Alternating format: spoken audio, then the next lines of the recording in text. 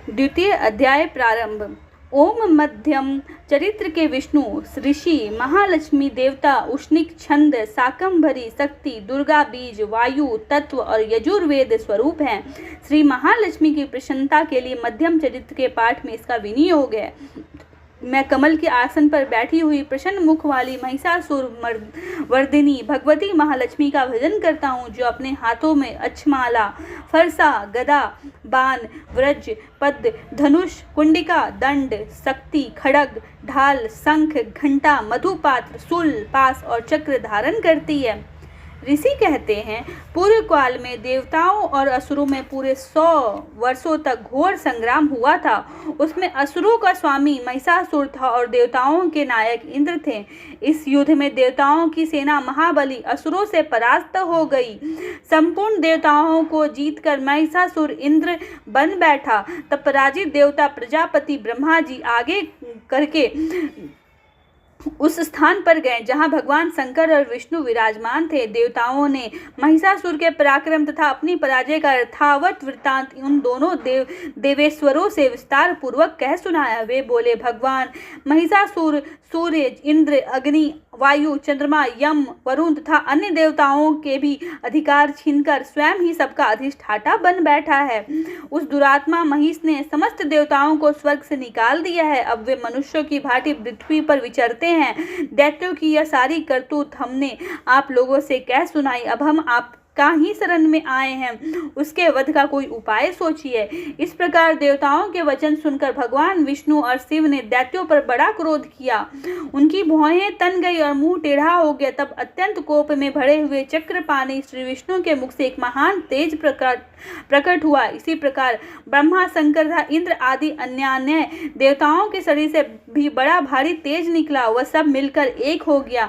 महान तेज का वह पुंज जाज्वल्यमान पर्वत सा जान पड़ा। देवताओं ने देखा, वहां उसकी ज्वालाएं संपूर्ण दिशाओं में व्याप्त हो रही थी। संपूर्ण देवताओं के शरीर से प्रकट हुए उस तेज की कहीं तुलना नहीं थी। एकत्रित होने पर वह एक नारी के रूप में परिणत हो गया और अपने प्रकाश से तीनों लोकों में व्याप्त जन पड़ा। भगवान शंकर का जो तेज था, उससे उस देवी का मुख प्रकट हुआ। यमराज के तेज से उसके सिर में बाल निकल आए। श्री विष्णु के तेज से उसकी भुजाएं उत्पन्न हुई। चंद्रमा के तेज से दोनों स्तनों का और इंद्र के तेज से मध्य भाग का प्रादुर्भाव हुआ। वरुण के तेज से जंघा और पिंडली तथा पृथ्वी के तेज से नितंब भाग प्रकट हुआ। ब्रह्मा के तेज से दोनों चरण और सूर्य के तेज से उसकी अंगुलियां हुई। वसुआ के तेज से हाथों की उंगलियां तथा कुबेर के तेज से नासिका प्रकट हुई। उस देवी के दांत प्रजापति के तेज से और तीनों नेत्र अग्नि के तेज से प्रकट हुए। उसकी भौहें संध्या के और कान वायु के तेज से उत्पन्न हुए। इसी प्रकार अन्य देवताओं के तेज से भी उस कल्याणमयी देवी का आविर्भाव हुआ। तदंतर समस्त देवताओं के तेज पुंज से प्रकट हुई देवी को देखकर महिषासुर के सताए हुए देवता बहुत प्रसन्न हुए। पिनाकधारी भगवान शंकर ने अपने शूल से एक शूल निकालकर उन्हें दिया। फिर भगवान विष्णु ने भी अपने चक्र से चक्र उत्पन्न करके भगवती को अर्पण किया। वरुण ने भी शंख भेंट किया। अग्नि ने उन्हें शक्ति दी और वायु ने धनुष तथा बाण से भरे हुए 2 तरकस प्रदान किए।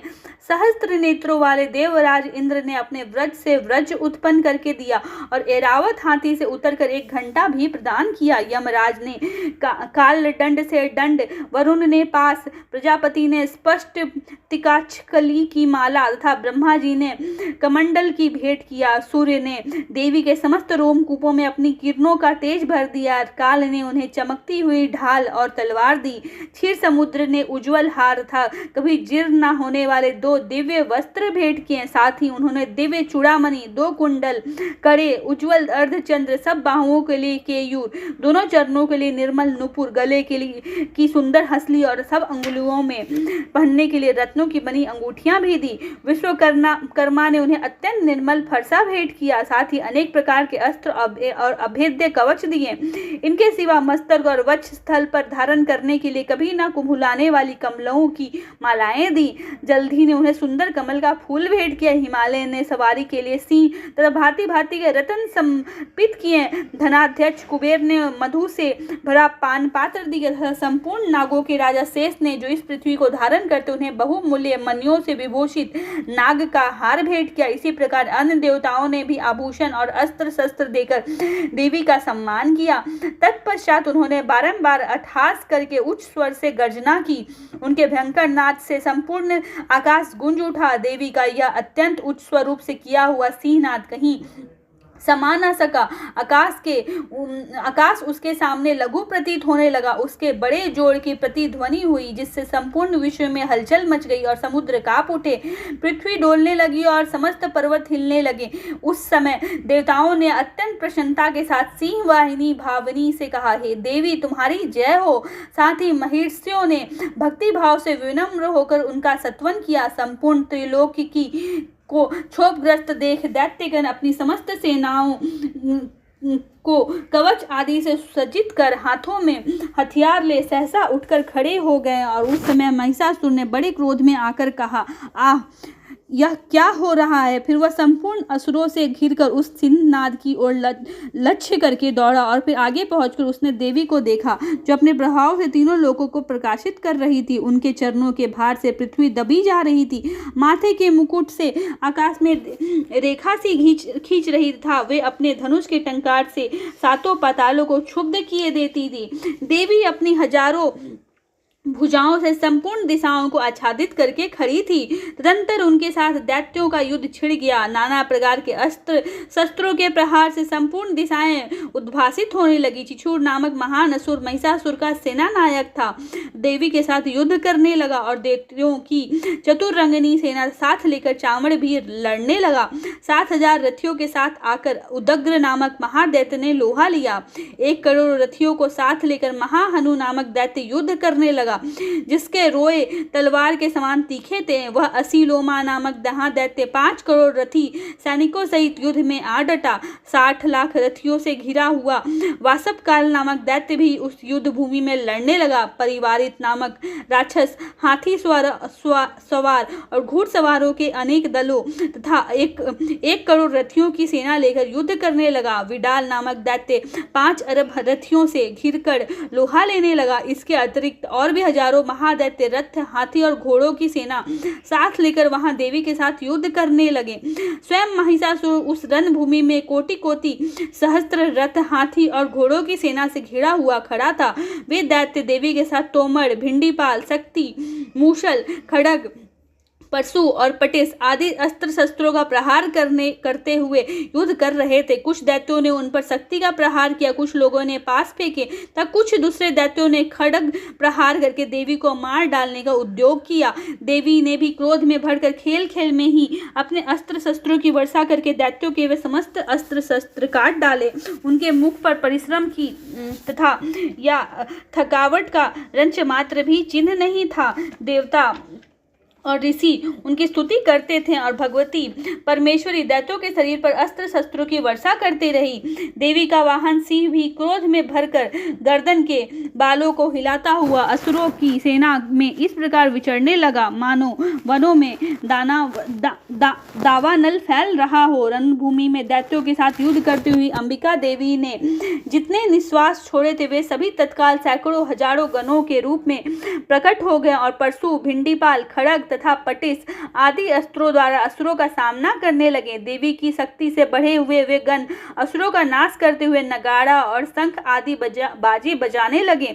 उस संग्राम महोत्सव में कितने ही गण मृदंग बजा रहे थे। तदंतर देवी ने त्रिशूल से, गदा से, शक्ति की वर्षा से और खड्ग आदि से सैकड़ों महादैत्यों का संहार कर डाला। कितनों को घंटे के भयंकर नाद से मूर्छित करके मार गिराया। बहुतेरे दैत्यों को पास से बांधकर धरती पर घसीटा। कितने ही दैत्य उनकी तीखी तलवार की मार से 2-2 टुकड़े हो गए। कितने ही गदा की चोट से घायल हो धरती पर सो गए।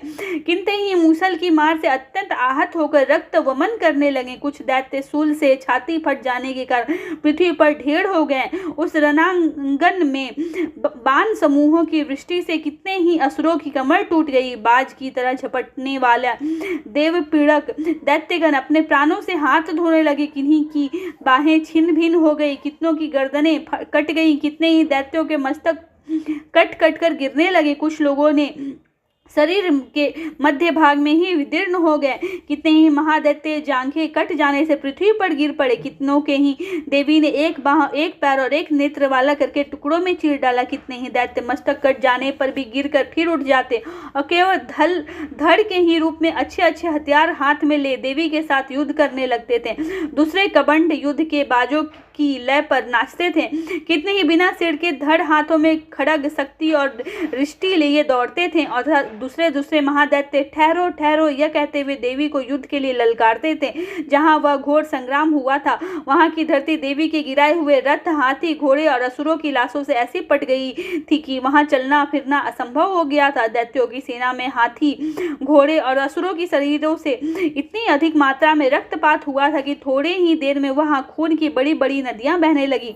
जगदम्बा ने असुरों की विशाल सेना को क्षण भर में नष्ट कर दिया थी कि उसी तरह जैसे तृण और काठ के भारी ढेर को आग कुछ ही क्षणों में भस्म कर देती है, और वह सिंह भी गर्दन के बालों को हिला हिलाकर जोर जोर से गर्जना करता हुआ दैत्यों के शरीरों से मानो उनके प्राण चुन लेता था। वहां देवी के गणों ने भी उन महान दैत्यों के साथ ऐसा युद्ध किया जिससे आकाश में खड़े हुए देवतागण उन पर बहुत संतुष्ट हुए और फूल बरसाने लगे।